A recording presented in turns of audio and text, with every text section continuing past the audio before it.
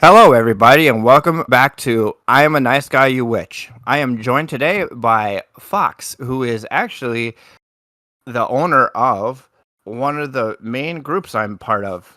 It is a group that is more like a support group, I suppose, for women who come across the quote nice guys, who are not actually nice guys. Women and just general people, because I'm in the group. Right. Yeah, fair. All right. So I found a bunch of posts, a lot of them being in your group, actually, and why don't we go over it? And Okay. we'll be going over that, and then it'll be separated by some animal posts. We love animals. Let's get into the first one. I don't date women my age. Y'all already stuck in your ways. Need me a 21 through 24-year-old up and comer who can help run my kingdom. AKA, I want to groom young women because women my age won't allow me to manipulate them. Say it with your chest now. All right, and Fox, how do you feel about this first post? I mean, I've always felt weird about it when anybody says something like this. It could be man, woman. So let me just start by saying that. Um, it kind of gives me like the heebie jeebies because the reply is right. Right, It's right, essentially grooming a younger person to fit a mold for the person who is pursuing them. And not only that, but it's the age bracket that keeps coming up, the 21 through 24-year-old. For me, that's a problem because your frontal lobe doesn't fully form until you're 26 years old. So essentially, what these people are saying is, I want a legal child to groom to be the person that I want to marry. And it's always given me the ick.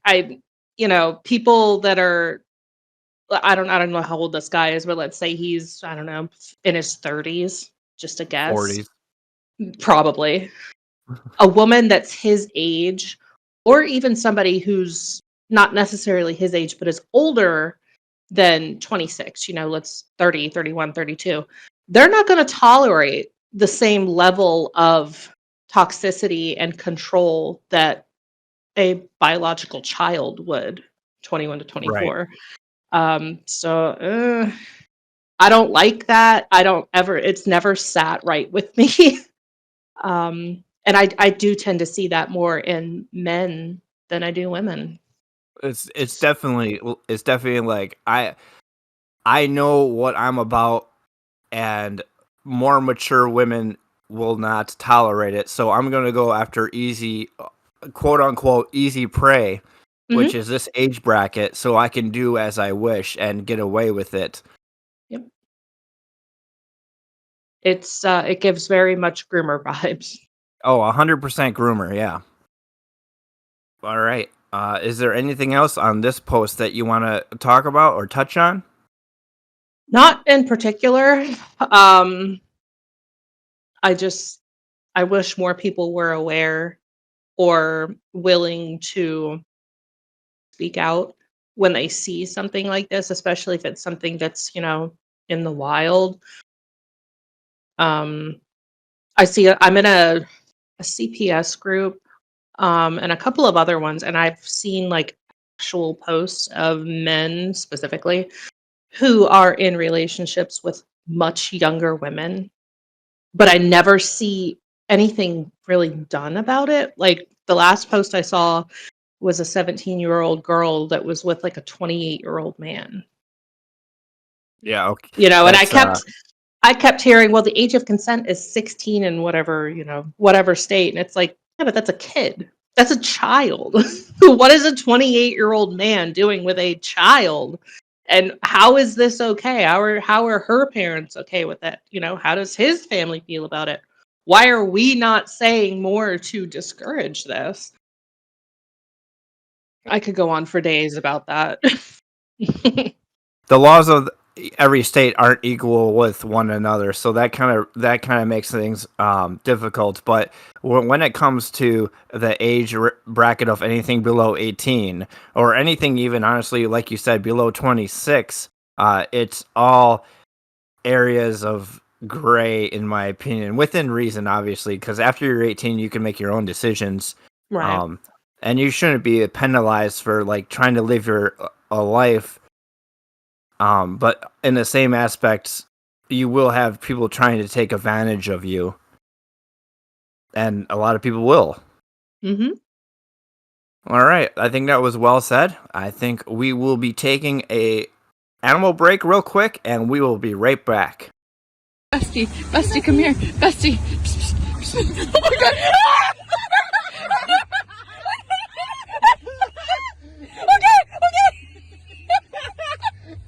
Okay, please. I'm gonna die. You asked for this. See, it's all fun and games until they actually come into the car. Ryan. Oh my god, we're gonna die. Okay, okay, okay. Okay, again. He's coming in. Oh my god, okay, go, please.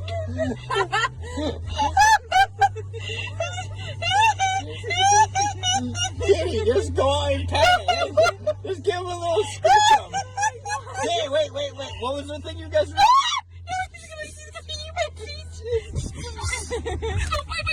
my god!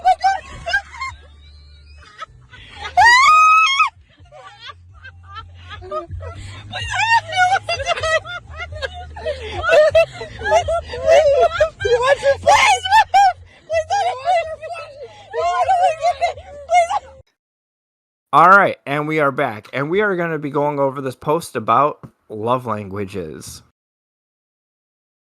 On behalf of all women, every woman's love language is not having to ask. If I have to ask, I'd rather do it myself. We are back. I have heard of 5 love languages, but I've never heard of the 6th one. Would you care to elaborate your thought process on this, Fox? Sure. So the best way that I can elaborate on this one would be to basically go through like a hypothetical. ADHD or not picking up, social cues or anything like that aside, basic household chores. The best example that I could probably give is not necessarily hypothetical, it's more of a personal experience. And then I'll give my thoughts on it, of course. My ex,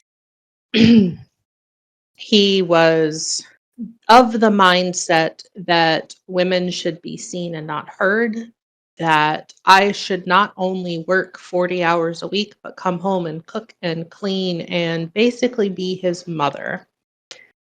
And it got to the point where I would avoid interacting with him because I got tired of asking for the simple things. Hey, the trash is overflowing.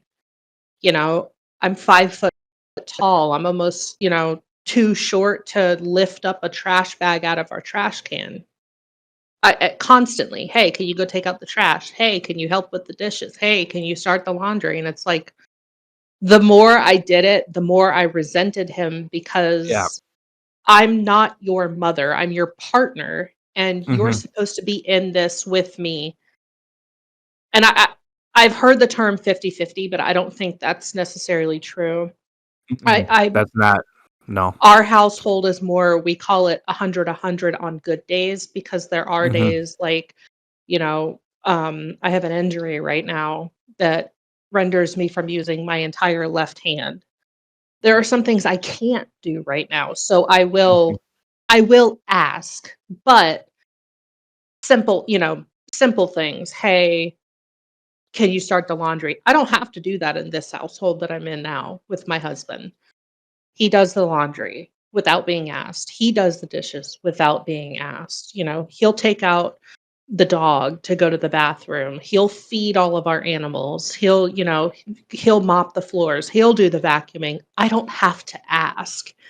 And it's very refreshing from my perspective going from somebody who was like, "Oh, you worked all day? Well, that's too bad. What's for dinner?" to somebody who, now I'll come home from work and he's like, "Hey, I did all the dishes and started the laundry." It's like, "Oh, wow, thank you." So we don't consider it a 50-50 relationship. We call it 100-100. We cohabitate. Um, Yeah. and I'll pick up slack when he's not able to do something, and he picks up my slack when I can't do something. And I think that's ideal. And that's Yeah, absolutely a love exactly. language. Yeah, Absolutely a love language. I was gonna bring up the aspect. It's not, but you literally said it. It's not 50-50. Sometimes you have to compensate for somebody else's lack of spoons for the day. So it's gonna be Hmm. sometimes 80-20, and that's just how it is. If you're in an actual functioning relationship, the Hmm. situation arises when it's always you're the 80 and he's always the 20, or vice versa. There's gonna be some built up resentment over time, and that's gonna affect the relationship. Yep. So basically, you literally hit every point I was gonna bring up. It's definitely, you have to aspire to be more than just, husband and wife, boyfriend, girlfriend, boyfriend, boy, whatever your dynamic is. Hmm. You have Significant to other. aspire to be more than just a significant other to a person. You guys are literally partners in life, in holding your household together, in finances, in, if you choose to have children, in child rearing. All of that, you have to do it together, or what's the point? So in my household, I, I you mentioned ADHD, and I have ADHD, and one of my problems is seeing things that need to be done. But to counter that, and what has been working in my household is, hi, I have some free time. What would you like have done? Hmm. Now, how do you feel about that interaction? Um, Speaking on the topic of, a person with ADHD, or with a, type of um sensory or reactive disorder, I would be acceptable of that if it were in my household.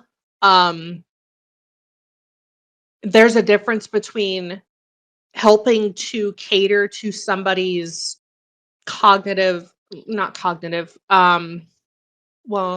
cognitive limitations, but also attention issues, and literally parenting them. Hmm. So, you know, if you're, I don't know, taking out the trash regularly and not having to be asked every single time, or, Right. you guys have dinner one night and you're like, "Hey, I'm going to do the dishes. Don't worry about it."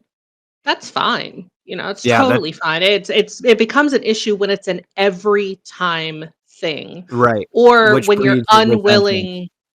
Right, or you're unwilling to compensate for the fact that your significant other can't or isn't up to the task of doing something. So, like, my Right. ex, if I was sick, he'd still be like, "Well, are you gonna make dinner?" "Dude, I have the flu. I'm in bed." "No." Yeah. "Well, what am I gonna eat?" "You'll figure it out. You're grown." You know? Like, I don't know, Help go get me. something or starve. I have no idea, you know? But it's crazy. I found with ADHD, it's good to have a schedule. So Mhm. trash is always Wednesdays for us. So that's easy to do. You always just put it out at night. Your dishes when they get piled up to take care of them. So I mean, I guess that's kind of a schedule ish. Mhm. But where the issue is for me at least is there's a box on the floor. It's not in my direct line of vision, so I'll just step over it and not do anything about it. Right. And to add on to everything that's already been said, it just came to mind. We live in a digital age where you can literally download an app on your phone to set reminders for things. So scheduling, "Hey," yeah. right, "Hey, my partner did the dishes yesterday, so let me put, a reminder in my little schedule that I'll do the dishes tonight," or, whatever. you can literally schedule your entire life if you wanted to, which is a dream for, somebody with OCD like me. I don't do it because I don't have to, but and there are apps that are scheduling where you can share that with your partner, or if you have several roommates, or again, whatever your dynamic is. So, but when I hear somebody say, oh, well, my partner, always does this, or, I always have to ask him to do that. It's like, why? You're holding in your hand literally a life planner. Like, there's no excuse for somebody to be like, "Oh, well, I just forget to do the dishes," consistently. All right. Is there anything else that you would like to talk about on this topic, or do you want to block and move on? No, we're good. We can move on. All right. Let's take a quick animal break, and we will be right back.